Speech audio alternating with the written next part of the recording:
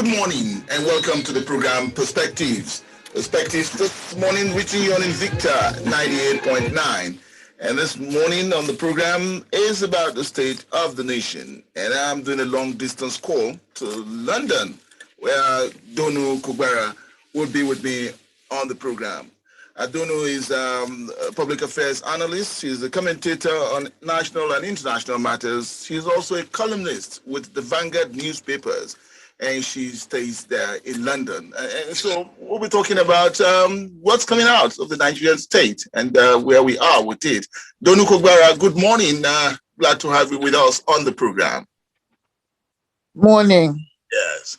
Well, Donu, you're there in London and you're getting news of what's happening back home here in Nigeria. For some people, yeah. We've never had it this bad, and some would say that Nigeria is at the brink. And so many, interpretations put on the Nigerian situation there. For you, there in London, what are you getting in London about where we are with Nigeria today? Well, it's not looking or sounding good. We watch the Nigerian news. We monitor Nigerian news from here. We have access to Nigerian TV stations and publications. And of course, sometimes Nigerian stories are picked up by the international media. So, but just none of it sounds good. Schoolfuls of children being abducted. Boko Haram, we're told, is 2 hours from Abuja in Niger State. Southern governors are meeting to talk about security crises. Northern governors have their own concerns. It's a really bad rap, the way it's looking from here. Well, Nigeria, we say to ourselves, and it's true, that most populous black nation, giant of Africa, and all the names that we've given, accolades that we've given to Nigeria as a nation. But here we are with these challenges. And these challenges, as some people would say, that leadership plays a very important role in where we are with Nigeria today. For you, how did we get it wrong? How did we come here? How did we get to where we are today? What I've observed is that each government is worse than the last one. So, yes. So there seems to be a downward trajectory that's very steady. So there's just a marked deterioration each time a new bunch come along. Of course, that is not an inevitable process. I mean, we could wind up with a leader who takes us back up. But how did we get here? It's difficult to say, really. The obvious answer is leadership. I think it's a little bit more complex than that, because as I always say to people who call out leadership that leaders don't fall from Mars or Venus or Jupiter. They're not a separate breed. They are Nigerians. They are your uncle, my cousin, his brother, her husband, his wife, her children. In other words, they're not a separate breed. They're an integral part and parcel part of the population. So when we talk about bad leadership, we're just talking about bad Nigerians. And I also think that the leaders and followers are pretty much the same people, if you ask me. So I don't know how to explain. Perhaps I'm not expressing myself well enough. To me, the reason why Nigerians have bad leaders is because Nigerians generally are quite bad. And what a bad population produces is bad leaders. And the followers are not that impressive either. All indications are that when people have an opportunity to move into leadership positions, they behave exactly the same as those they've been criticizing. Well, for some people, public commentators too, would say that the arrangement, this trajectory, and that Nigeria, the arrangement was, never good for us, and that we had to go back to, the days, the founding days of Nigeria, that the arrangement was just not good. And so people are calling for restructuring now. We have to do that. For you, when you hear people say restructure, what's, on your mind? What's coming on for you on that? Well, I am, of course, in favor of restructuring. I come from the Niger Delta, so that automatically makes me an adherent of any doctrine that talks about controlling your resources and paying a stipend to the center and having more regional autonomy. That has been the mantra of the Niger Delta for a long time. I just think people get the leaders they deserve. And, it's like, if you've got the wrong people running the show and following the show and participating in the show, you can restructure all you like. It ain't going to make much difference. I mean, it's like rearranging the deck chairs of the Titanic. So it's like, okay, I used to say this when I was a member of the Presidential Oil and Gas Sector Reform Implementation Committee, which was chaired by the late Dr. Rilwanu Lukman, who had been president of OPEC and Minister of Petroleum. I was a member of that committee for a long time, and we drafted the first petroleum industry bill, which still, by the way, has never been passed properly. And I remember saying at the time, and I was a lot younger then. I mean, honestly, we started in 1999. That was like 20 years ago. And I remember saying then, after attending a few meetings, it's like, if the corruption continues, if the leaders, I mean, I'm not really a leader, but I'm allowed to mingle with them. So sometimes I am in that category. If we, the leaders, and we, the followers, continue to perpetrate and tolerate corruption, no amount of reform is going to make any difference. Like I said, it's like rearranging the deck chairs on a sinking ship. So restructuring, I mean, it's like restructure SHIT. It's still SHIT. What I'm trying to tell you is that, okay, like take state police, for example. It's one of the things that proponents of restructuring talk about. Let's say that we get state police, which gives the governors more control, and there's so many advantages they claim will spring from that. But if the governors are corrupt, don't really care about the people they're governing, it doesn't really matter whether the police are controlled by the governors or by the IG of police in Abuja. If I hold a knife to your throat, it doesn't matter whether that knife is restructured or not. Well, Donu, you're giving me another angle to this. Good people get good leaders, bad people get bad leaders. So how do we get, to be good? I mean, that's what we want. That how do we just change it? Where do we go? How do we just begin to do it? Okay, bad people get bad leaders, or should I say, people who are tolerant of badness get bad leaders. And Nigerians are highly tolerant of badness. Highly tolerant of badness. They're also cowards, in my opinion. Look, I'm sitting here in London.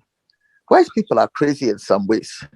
I mean, they have that right now. They've been having anti-vaccine demonstrations on the streets. Thousands of people running up and down carrying placards saying they don't believe in the COVID vaccine. I totally disagree with them. I think they're nuts. But they have the power of their conviction to leave their house with their placards.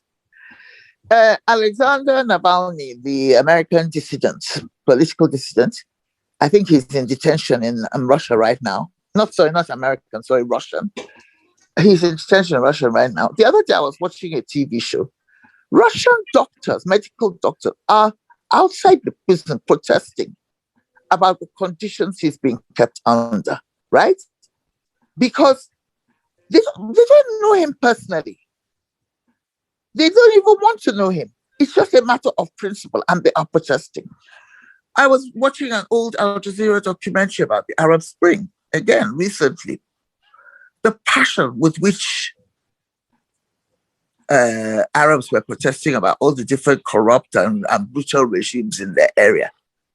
Nigerians, they'll go and do NSAS for 2 days, and then 5 people get shot, and then they run away. So, I mean, what do you expect? Do you really think that you're going to make any progress if all you do is protest for 5 minutes and run away the minute the authorities bark? And we deserve what we You were asking us or telling us that time we, walk the streets to protest bad government and all of that. And I quickly want to remind you that apart from the NSAS that we had, Shore, had, that kind of protest that we had. How it ended up is still, we're still talking about it. So that is what what I'm trying to tell you. Yeah, that's what I'm trying to tell you. We don't deserve good leadership because we don't fight for it. We don't make sacrifices for it. And anybody who tries to do it, we will quickly deal with that person and eliminate them from the system or sideline them or embarrass them. We don't take to the streets to protest. Nobody is supporting Shawari. Well, how many people took to the streets to say leave those children alone as they were tampering with their bank accounts and the authorities were trying to clamp down on them? How many of those children were ready to make trouble for more than 1 week? So I'm just saying, I count myself as well. When that NSAS thing was happening, I predicted some of my friends' children were involved. My own son in London and some of my people in London were kind of like involved at the UK end, because there were some protests abroad as well. I just said, I predict that after 2 weeks, this thing will be over, if it even lasts 2 weeks. And then I said, in fact, I'm so tired. I think I might just wear jeans and a t-shirt and go and make my own placard because I live near the villa, the presidential villa in Abuja. And I said, I think I'll just go and start protesting at the villa gates. At least if these ones have given up, I'm ready to stand and complain. I'm ready to complain persistently. A friend of mine who works in the presidency said, Johnny, we all know your ways. You'll be on your own. Nobody will join you. And in the end, it will just become so embarrassing because we'll have to send a car to bundle you into the car and take you home and make you stop making trouble. You're too old for that rubbish. So, there's a humorous side to everything. And I feel very little sense of hope because I just don't think Nigerians have got the bottle, as the British would say. They haven't got the bottle. They complain and complain. They're not ready to do anything. Look at what is happening in the Niger Delta. Look at what is happening in the Northeast. Look at what is happening everywhere. There's one financial corruption scandal after the other. What do Nigerians do? They're all over the newspapers. The thing dies down after a week or two. Even the journalists can be silenced, and we all know how. Don't look at us as a people. In foreign countries, journalists, judges, these are people who take it as a sacred duty to protest or protect. In Nigeria, we just use it as a means of getting ourselves settled financially. Or maybe out of cowardice, we will just keep quiet after a while. Nigeria is the only country I know where if you get a juicy scoop, it is the owner or publisher or editor of your newspaper that will warn you not to do any further. And I'm saying, you, as you're sitting there in Victor Radio, if you find out anything seriously damaging and you try to pursue it, they'll shut you down, man. I can tell you that much. but talking about it, look at us as a people and look at what religion is doing to us. Look at from the zones that we come out from, ethnicity and all of that, what it is doing to this, doing to us as a people. Can we really say that even when the NSAS, for example, why it took, a little bit of bite in the South, in the North, it was like, it's their business. So can we, and when are we going to get out of that? Our religion, our zones, our regions, and where we come. What you're saying is that NSAS took on an ethnic coloration and the North basically didn't participate. There was not much. Is that what you're saying? I can say that, yes. That we didn't have much of it. They participated because there was some northern youths with machetes or is it, I don't know, cutlasses who were chasing protesters in Abuja. They participated. But yes, I take your point. Rightly or wrongly? Well, of course it's wrong. And they're so daft as well. I'm really worried about Black people, actually, and intelligence issues. Because, what is the point of going to Harvard and getting a degree and all that if you're so daft? Look, even at the grassroots level, right? Those boys who are carrying cutlass to drive protesters in Abuja, sponsored by only God knows what, but I have my suspicions, right? Sponsored by God knows who, but I have my suspicions. Did it ever occur to them for 5 minutes that they are more, how much did they collect to do that thing? 200 naira, 2,000 naira, 20,000 naira? Does it ever occur to them that they have more to gain from protesting against their paymasters than they do from collecting crumbs from the high table to sabotage reform agendas? So, I mean, North and South, yes, well, that's another issue. That's another can of worms. Look, we all have friends from all corners of the country. I mean, few Nigerians nowadays are so, at least educated ones, are so parochial that they have no friends from other places. So let us start this conversation with the assumption that there are good people from everywhere. But let us also admit that there have been points in history where one or group or the other has been extremely unfair to the others, to the other members of the federation. Right now, there's no two ways about it. The Fulanis are a problem. I don't know why they're misbehaving like this, because it's not really necessary.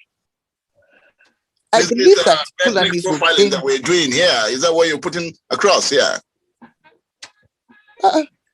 Look, when Goodluck Jonathan, who is my brother, was president, and my people were going around throwing their witch around, I complained then. I complained.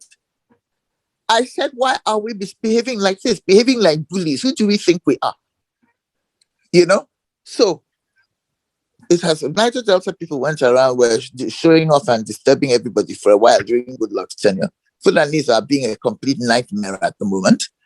I suppose you could say that if Igbo was president, we might get the same problem. I really don't know. Can't remember if Yorubas were so awful when Obasanjo was president. But all I know is that, again, it boils down to Nigerians not being very nice and to each other.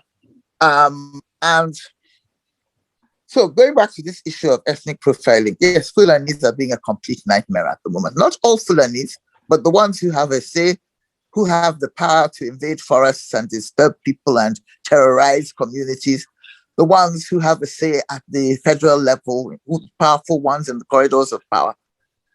And what I would say is, why are they doing this? Because it's actually better if they are loved and people want to work with them and help.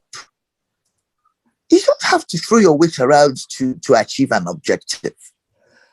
And so I've never before had Nigeria been divided in terms of North versus South. I'm very, I find it very depressing. Why do Nigerians have to be so negative towards each other? Well, Donu, again, yeah, here we are with it. Democracy, people say that we're taking it since we got on this journey, going 20 plus with it. But for you, what is coming out? Is this really a democracy that we're seeing in practice? It's not a democracy at all. And by the way, going back to the ethnic profiling of Fulanis, who, yes, I repeat, and I will say it 100 times, they are being a complete nightmare at the moment. But remember that, at least, you might recall, Toyin, that when Buhari was running against Goodluck Jonathan, I voted for Buhari. I campaigned for him in 2014. So when I accuse them of being a complete nightmare, I'm not a bigot. Do you understand? Mm. I can choose a Fulani man over my brother if I believe that the Fulani man will be better. And I can criticize my brother if I believe my brother is misbehaving. But anyway, let's not put that one aside. What were you saying?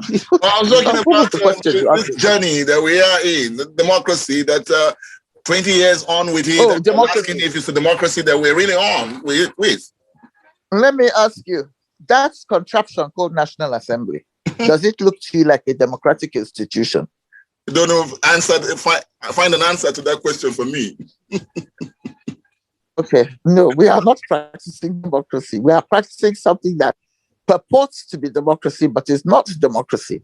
The voice of the people doesn't matter. And this is because many of their alleged representatives in the National Assembly were not actually elected by anybody.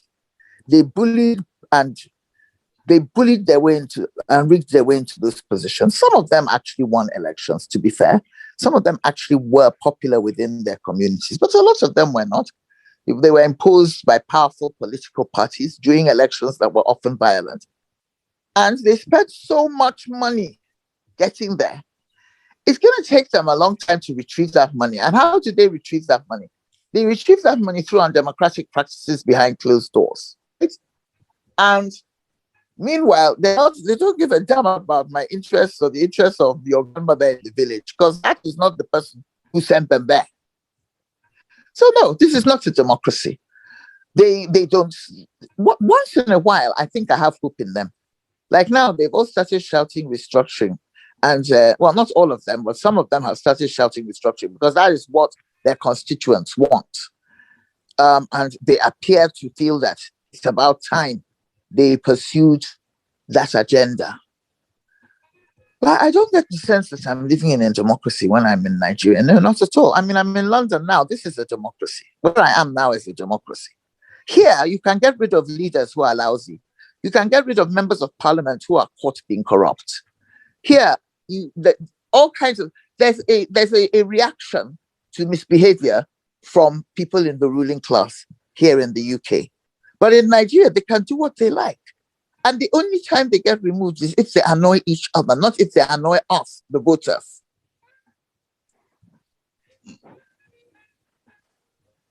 Yes, I'm still with the program Perspectives and taking my, chat with Donu Kogbara. She's a commentator, she's a public affairs analyst, and she's also a columnist with the Vanguard newspaper. She's from the South and has held key positions in Nigeria. And so we're doing this about the state of the nation. And Donu, just before we go on a break, because I'll just need to go for a commercial break and to join you, just before we do that, I just like to, put it, to you that we've had conferences. We've had conferences that had talked to address the Nigerian situation. Jonathan, for example, President Goodluck Jonathan, his national conference was addressing the issues of Nigeria. And that never came out. I mean, nothing came out of it after, Jonathan moved on. And we've also had, people are talking that we need to dialogue, we need to talk about ourselves and find out how we can live together peacefully. It does not seem as if this administration wants that. We're not getting anything on that. So beginning to talk about the issues of Nigeria, we're afraid of doing what? Or why is it that we just can't, implement, some of the things that we come out with about, how Nigeria can move on? You want me to answer after the break? Yes, after the break, Don. Okay, all right. All right, it's Perspectives. We'll go for a commercial break. Be back with you shortly. Welcome back. It's the program Perspectives this morning, and the state of the nation is what we're looking at. And my guest in faraway London, Donu Kogbara, public affairs analyst, commentator, national and international matters, also a columnist with the Vanguard newspapers, sharing thoughts with me about the situation back home in Nigeria. Yeah, Donu, just before we went on that break, I was talking about the conferences we've had to discuss the issues of Nigeria, but nothing has come out of anyone. So we're afraid to talk to who? Why can't we just get this thing done and talk about ourselves and talk about moving the nation forward and how to go about it? Okay. National conference, sovereign national conference. If you ask me, people want to discuss, right? They want to discuss the terms of engagement. It's a bit like discussing your relationship with your spouse or your siblings or your parents, how to run the family, right? Or whether you even have a marriage at all and whether you should divorce, right? Okay. What I think about all these calls for talking is that we've talked enough. I actually have no desire to see any more conference or discussion. We've done it. Nigerians, nobody talks more than Nigerians. We have talked physically in large conferences. We have a very vibrant, opinionated writing space in terms of the media. internet has added to that. So even people who don't have newspaper columns have blogs and share their views on WhatsApp groups and Facebook and Twitter. Everybody's talking, but it's a bit like, so there's no two ways about it. Several people have come up with intelligent alternative scenarios that could make Nigeria a much better place for everybody. But it's like what I said earlier about my experience when I was on the reform committee, the oil and gas reform committee. You can reform all you like. If the people who are running the system want to steal oil, they will steal oil. It's like what I said about restructuring. You can restructure all you like.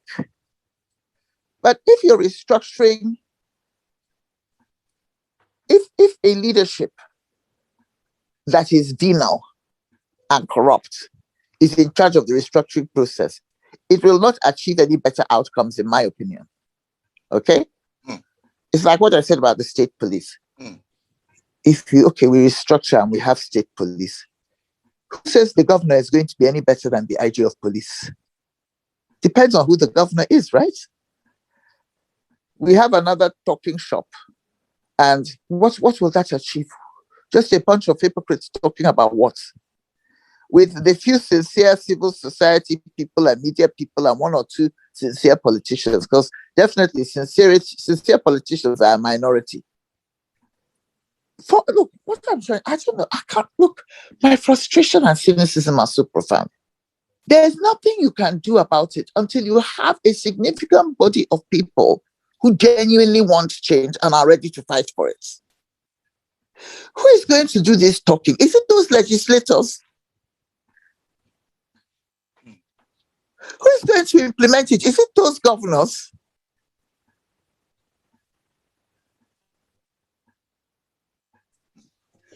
Well, don't know. Part of the conversation, my colleague, just I thought I could bring her in. Jacqueline Adebija, is staring in and wants to make a contribution. But when we get her voice, we'll link her up. But don't know, let me tell you about Invicta Radio is in Kaduna State, and right now, Kaduna is like is grinding to a halt, so to say, because the Nigerian Labour Congress, Kaduna State chapter, with the support of the national body, is having it with government. I've seen what's happening in Kaduna, yes. And I have to full disclosure. Nasir El-Rufai is a friend of mine, right? Yeah, okay. I don't see much of him since he became a governor. I don't see much of him, but we've been friends since we were young people. His wife is my friend. His children were my children, my son's friends. So I have to say, full disclosure, I really cannot. Let's just say that I don't always agree with him, and I'm not always sure that he does things the right way. Okay, but I do think that he's one of the most intelligent and dynamic public servants in Nigeria. I remember when he was minister for FCT, he did a very good job. But I think perhaps diplomacy is not his strong point. I don't agree with people who think he's a religious fanatic. But when I see some of the language he's been using recently, like I understand he called NLC officials bandits yesterday, I think, why? Why are you looking for everybody's trouble, Nasru? Why? The Governors Forum has chairman, Dr. Fayemi, has tried to intervene by pleading for, I think, he issued a statement a couple of days ago pleading for calm and renegotiation and discussions. What do you want me to say? Nasru is not diplomatic. There must be other ways to resolve this issue. But you see, I'm not diplomatic either, so I kind of like understand people who say what's on their mind. But I think, maybe he should ask somebody else like his SSG to do the talking on this one. Well, okay, so we're still moving on. Is the state of the nation, and Jacqueline wants to, just chip in here. She's my colleague, Jacqueline Adebija. If you can hear us, I'm with Donu Kogbara. Donu is in London, and talking about what's happening back home here. And so, Jacqueline, if you can, let's hear you. Good morning. Good right. morning, Toyin Alabi. Thank you. Thank you for having me on this. I've been listening to Donu, and yes, I do believe that she's actually probably said it better than I could have. I know it would be quite unpopular what I'm about to say, but Toyin Alabi, you and I have lived in Kaduna. We live in Nigeria, and we do know that we cannot continue to operate the kind of civil service that the burden, or should I say the weight of civil service employees that we have as is.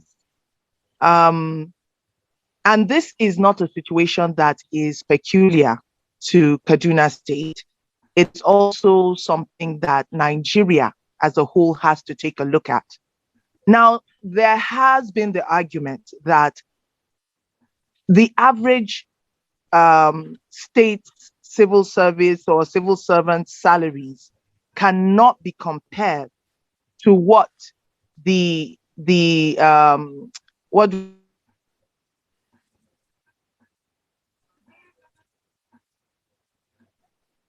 Hello, Jackie. Hello, Jackie. She's gone. Okay, Jackie. All right. Wow. I hope she comes back. Okay, I hope so too. Because I liked what she was saying. Okay. I liked what she was saying. Okay. And she was directly addressing the issue at hand in Kaduna right now, which is an overbloated bureaucracy, right? Okay. Yes. It was going that way. Okay. That's what she was addressing. I hope she comes back to finish her point. Okay. Let me try and fill the gap while there's this disconnect. Yes. I think Nasri is right. You need to cut down the civil service. You need to cut down the public sector bill, the recurrent expenditure, right? But I just think that there are more diplomatic ways to do it. And the timing could be better because things are so bad in the country. People are so hungry. People are so desperate. This is probably not the time to disengage people from employment.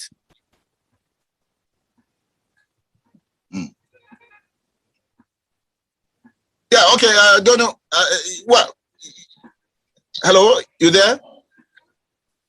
Yes. Okay, yes. Just one of the things, complaints, what Labour is holding on is that, if you say you want to disengage workers, fine, do that. We can all be for it, but give them their dues so that they can move on, which the Labour leaders are saying 2016, some workers that have been laid off have not collected, what rightly belongs to them. And so these are issues that they want the governor to address. And of course, I didn't know that. I didn't know they were owed money since 2016. Some of them. What is the governor saying about that backlog? Well, he said some of the things that were coming out with us. He's also addressing issues that have come with successive governments or governments that he had taken over from. And so he's doing this and that he needs time. But, Labour is saying that it's not asking them to sit on, come to a table to discuss all of this, that they can understand with him, and if they can sit together, and that's what they've not gotten. And so, I had to call on the workers, to go on this, strike, so to say. Is his deputy governor more diplomatic than he is? I don't know the person. You should go and find somebody who is more diplomatic to discuss with them. Because he will only keep losing his temper and making things worse, in my opinion.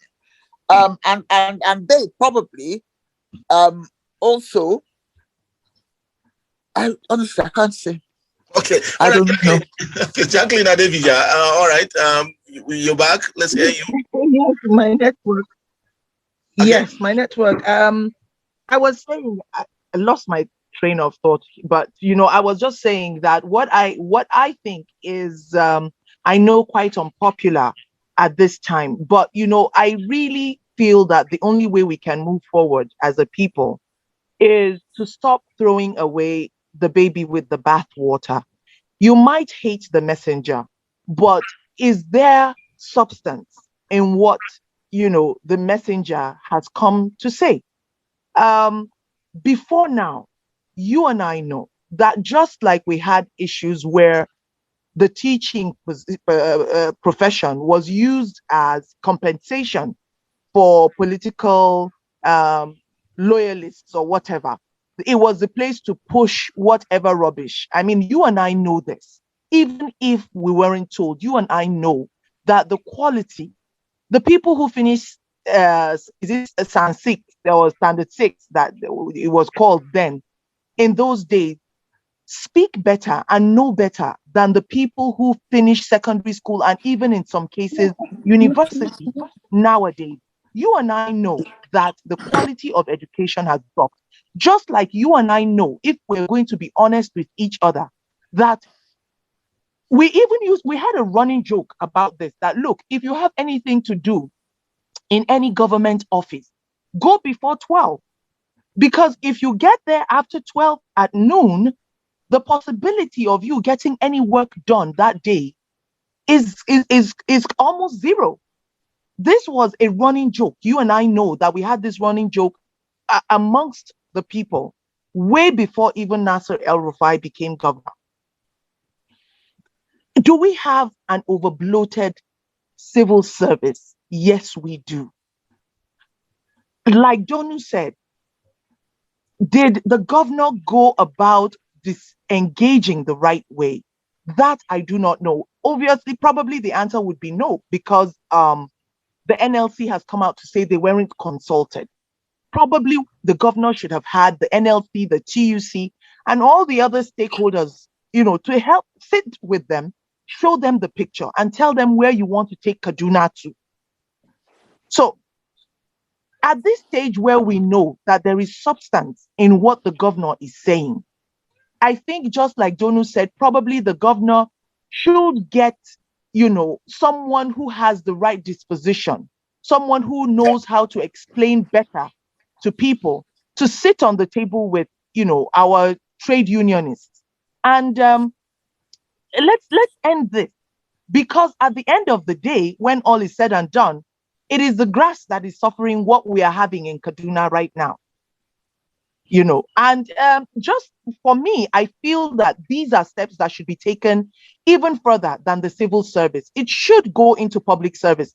We cannot have our senators and House of Rep members taking home humongous amounts of money where they're having Exactly. allowances for their newspapers, for their house helps, and then you're telling civil servants that we cannot carry your burden because it's over bloated. It is the truth that we're over bloated, but let us start from the right place. Let us see these corrections. Let us see these amendments taking place at the top. And then people will begin to understand and say, look, we need to develop the private sector. We need, not working in government is not the end of life. There are those of us who have never worked in government, and praise be to God, we're not dead. Okay, so yes, let us have these people who are disengaged to use their money and invest, become somebody, an entrepreneur, do something. Not working for government is not going to kill you. So let the government also, as they're being disengaged, let the government also look at giving them their entitlements and everything quite speedily. Let us not have delay in all of this. But these conversations have now been buried under, the current situation where everybody's temper is up there. We should have this conversation. What are the soft landings that you're going to give those people who you're going to disengage? These are the conversations we should be having, I in my opinion. All right. But I think even stronger than all of this is for us to have our public servants from federal to state level having their salaries slashed.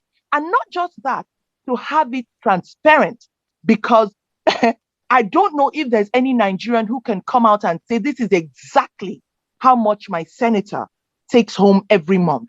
We just have a rough idea of what they take home, and it's unacceptable. Okay, Jackie. Yeah. Okay, thank you on that, Jackie. Donu, you want to put voice to that too? Oh, it's like she's my twin. Jacqueline, we have to meet one day. Okay, right. I agree with every single word she said. Every single word. And I think, in fact, she's also raised an issue that applies not just to Kaduna, but to she's the extra issues. First of all, there's the issue of the need to cut back on public expenditure. Then there's the need to discuss and disclose more transparently what political appointees and elected officials earn, and to slash what they earn, because they are earning at the expense of everybody else. And the third thing that we haven't really focused on, and may not have time to focus on today, is the issue of debt. What do you do with debt backlogs, which exist everywhere? I mean, I am kind of like loosely linked to the Niger Delta Development Commission. And I say loosely linked because I worked there briefly and I know the people who are there. They owe debts to contractors going back 15 years. So it's not just civil servants who are owed money. What do we do with all these debts? How do we pay them off?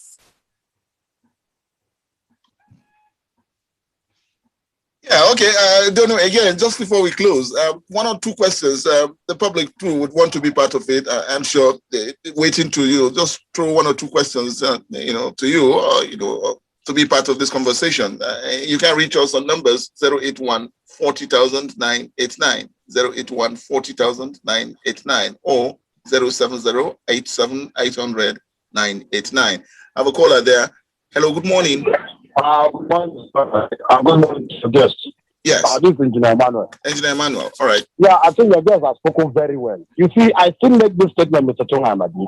I'm not against the development that is going on in Kaduna. Let's start, because that is where I belong.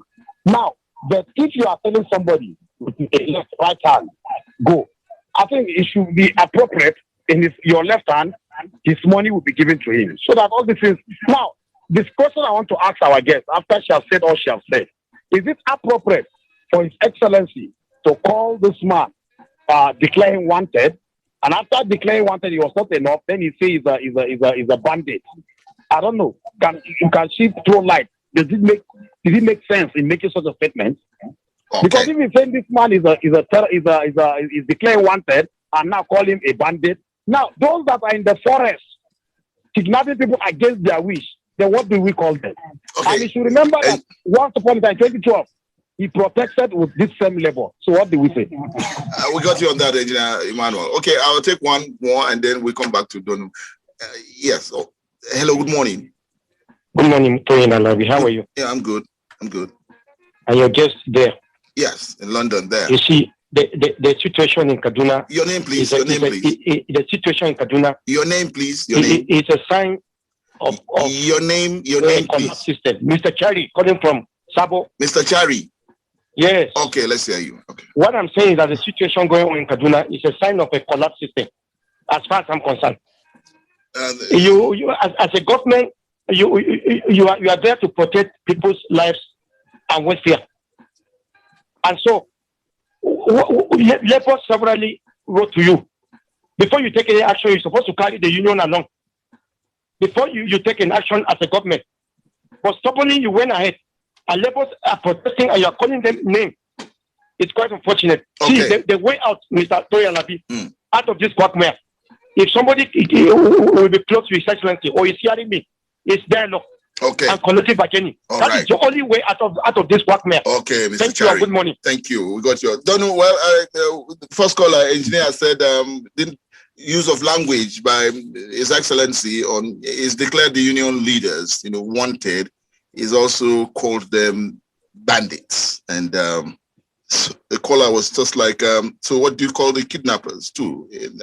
And then Mr. Chari too was saying the way out here is dialogue. That dialogue would have sorted out this matters. For you, Donu, you're there in London, things are working well, but back home, things are just not how we want them to be. So I got it too by this conversation that we've had with you this morning, that it's time Nigerians begin to think and stay with it, to go on a protest and say, this is not good for us, and stay with the protest until we get results. And so your last line here on this conversation, Donu. Well, I criticized the governor for calling the NLC people bandits. Yeah.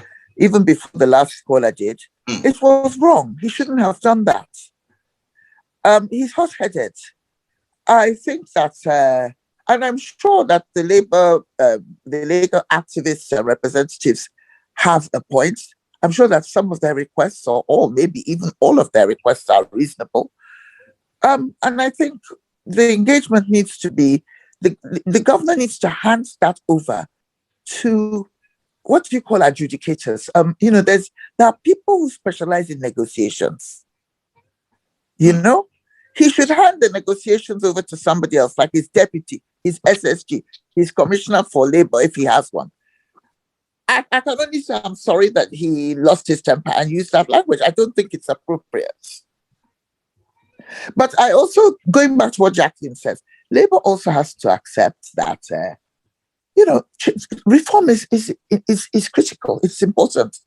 Has to happen. Too many people were hired for the wrong reason over the years and are not fit for purpose. They're not doing the job well, and something needs to be done about that. Well, Dono, I'd like to thank you so very much for coming on the program with us this morning, London to Kaduna. Glad to have you, Dono, to talk to you again. It's been a delight talking to you and having your thoughts on the state of the nation today. Thank you so very much. Thank you. Okay. Well, and that will just be about the size of it on the program Perspectives this morning. And we're a while ago, with Donu Kogbara. She is a public affairs analyst, commentator on national and international matters. It's also a columnist with the Vanguard newspapers, and of course had held appointments at federal level in this country. She's been our guest, and she's there in London. We thank her for coming on the program. Job, thank you for connecting us with the people. Wisdom, thank you for putting us in the pictures today. We'll come back with Perspective tomorrow. Good morning.